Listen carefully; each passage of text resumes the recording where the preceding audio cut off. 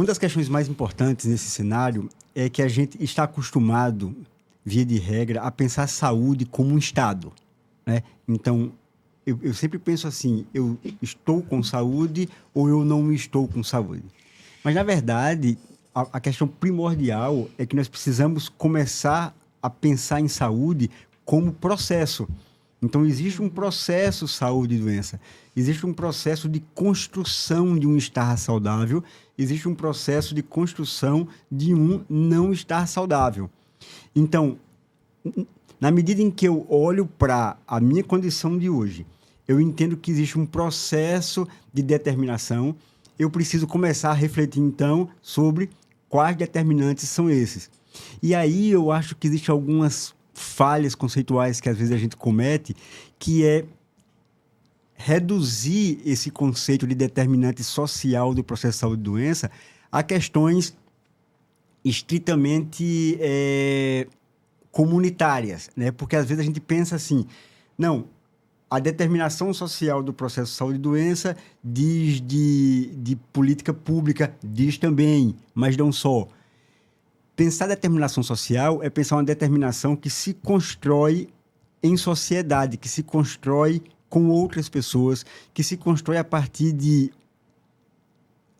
da interação de aspectos complexos. Então, tipo, no nosso caso em particular, na saúde mental, a gente pensar em um sintoma ou uma crise, em algum quadro que traz um usuário para um serviço, eu tenho que me remeter a quê?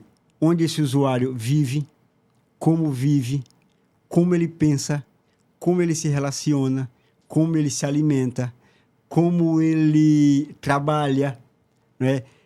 Renda, segurança pública, transporte público. Então, penso eu que a principal questão e a primeira questão, e eu insisto muito nisso, é dizer assim, nós temos que ter um olhar complexo para o processo de saúde e doença. Pra vocês terem ideia, eu acho que eu vou conseguir comunicar melhor o que eu estou pensando aqui. Por ser professor em psicologia, né, durante muitos anos na minha vida, claro que existe uma certa tendência a nós psicólogos buscarmos compreender a saúde mental pelo viés da subjetividade, né? E aí eu sempre trazia e trago alguns casos clínicos para a sala de aula, e eu lembro que uma vez eu perguntei assim, disse, olha, eu botei o exemplo de uma senhora, né? Essa senhora procurava o serviço de saúde mental porque ela estava ansiosa e deprimida. E aí eu jogo essa questão para os alunos e digo para eles assim, explorem o máximo de possibilidades na imaginação de vocês do que pode estar contribuindo para trazer essa senhora aqui.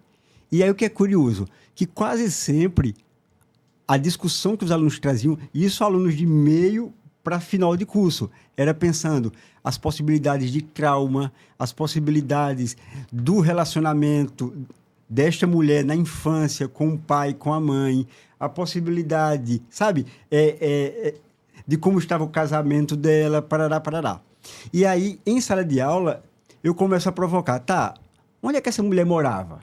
E a gente começa a pensar e a gente hipotetiza, né? E eu levo a discussão para isso, que ela poderia morar em uma situação mais periférica, tá? E nessa situação mais periférica, ela estava exposta à questão da violência. Então, ela morava em uma casa, nessa casa era em uma rua um tanto quanto esquisita, e que na calçada da casa dela terminou passando a existir um ponto de negociação de droga.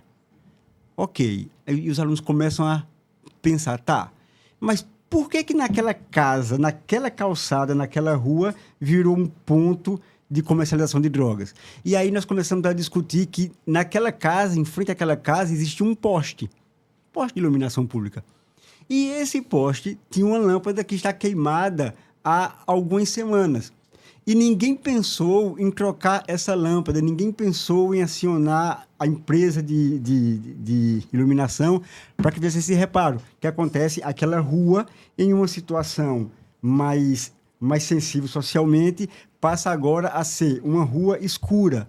E aí a gente vai, e no final da discussão, os meninos começam a pensar, então, peraí, professor, pode ser que a angústia que essa mulher está vivendo, pode ser que o sofrimento que ela está apresentando não tenha necessariamente uma relação com questões da infância.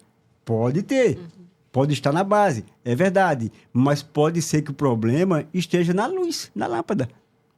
E, de repente, se eu amplio a minha visão e entendo que esses determinantes eles têm impacto na vida das pessoas, eu não vou ter aquela atuação reducionista. Sabe, aquela atuação que olha para parte do sujeito, mas não consegue entender, né, que esse sujeito é um todo. E, em sendo um todo, ele é um todo complexo.